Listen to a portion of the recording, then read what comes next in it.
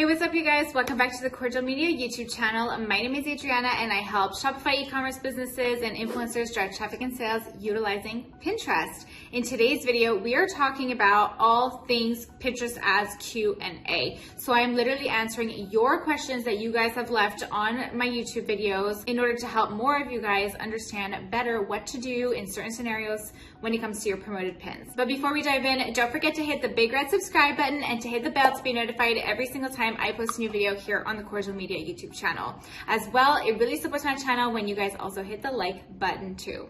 Without further ado, let's dive into the very first question. Why should I pay for Pinterest ads versus Facebook ads? This is a great question. A lot of people are asking themselves this question a lot nowadays, more than they were a year ago, and there's disadvantages and advantages to both platforms. I'm not a Facebook ads expert by any means. My expertise is Pinterest ads, but from what I understand from clients who come over from Facebook to Pinterest is that Facebook, sometimes they are very quick to shut down accounts and then it's a nightmare to get it back up, if even possible at all. Facebook ads can be expensive, very competitive as well. However, Facebook ads, I believe, offer more testing options because you can get data after 3 days of running a campaign.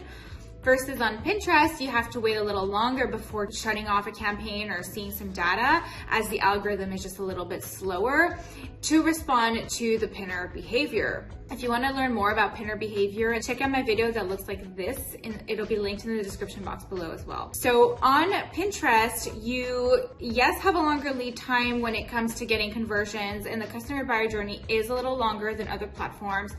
However, you can get reliable data. They have the Pinterest algorithm, and the Pinterest engineers have done a very good job of instilling tools within their Pinterest ads software to mitigate the issues that Facebook users are getting when it comes to the iOS updates. So what's great about Pinterest is that the data collected is based on the pinner behavior and what the pinners are doing on Pinterest, as opposed to relying on the data that they're getting too much off platform. So it seems like on Facebook, maybe Google as well, the ads are very dependent of the information that's happening off platform. And because of the iOS updates, you know, that could be tricky, and a lot of advertisers have seen their ROAS decrease as a result. What's also great about Pinterest ads is that you can start with a smaller budget. You don't need to spend like $200 a day or even like $2,000 a day. You can start with less. You can start with like $30 a day. On Facebook, it seems like you need a bit more money. You should be competitive as well. I mean, at this point in time, it is Q4, so a lot of advertisers are pouring more and more money. And so if you're not as competitive, like, yes, you'll get lost in the bid. However, on Pinterest, you can still gain some really consistent data with a lower budget, which is really great. At the end of the day, utilizing Pinterest ads and Facebook ads, they're marketing tools for your business, right? So you need to test both to see if either one is gonna work better or worse for your business. I have a client who they advertise across all the platforms, and some platforms they see a 5 ROAS, whilst other platforms they see a 1.52. And they're okay with seeing a lower ROAS on some platforms as long as they're still going beyond break even and advertising their product. So not every platform is going to work the same way for your business, because the behaviors of the customers who utilize each platform differs drastically. So that is one of the reasons why sometimes you don't see the exact same return on your ad spend. All this to say, to answer this question, is it worth investing in Pinterest ads versus Facebook ads? It's worth investing in both, in my opinion. You need to test to see what's going to work for your business and what's not going to work for your business.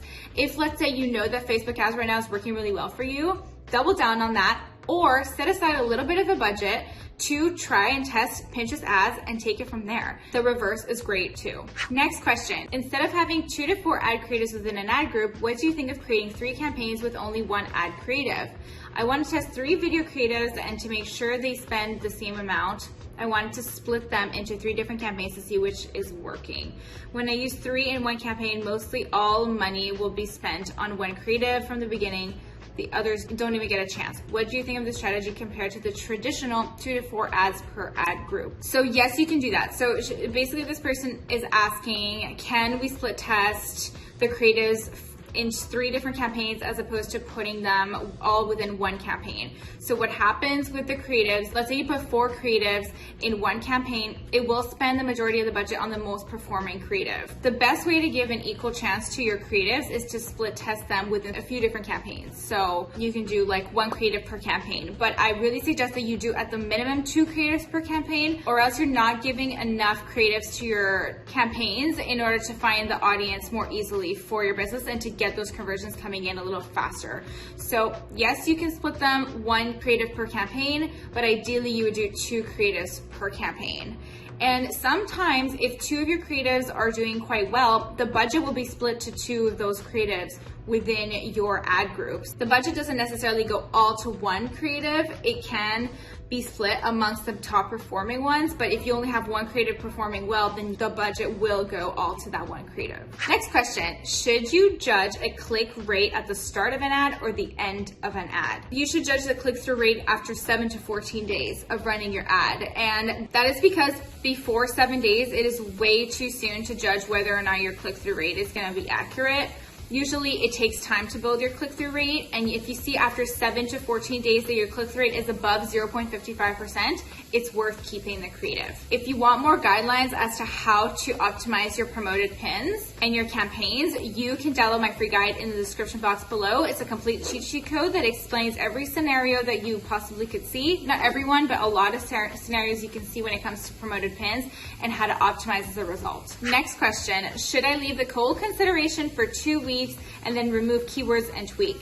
The campaign has only been running for 4 days, no conversions yet, sad face. So yes, you need to wait 7 to 14 days before you can optimize, like remove keywords or other targeting.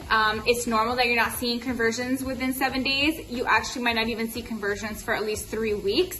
Usually you break even the first month, but normally like it takes a while to really build your conversions, especially if you've either never advertised before or never have advertised on Pinterest before.